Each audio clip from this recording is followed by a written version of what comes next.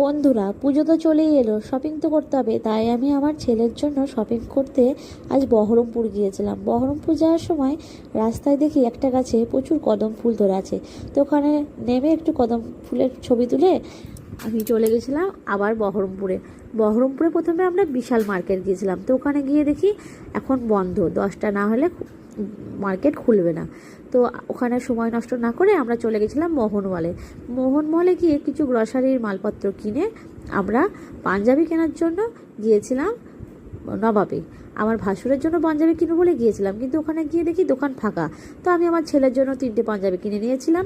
তারপর বাড়ি চলে এসেছিলাম। বাড়ি এসেছিলাম আমরা গঙ্গায় নৌকায় করে চেপে।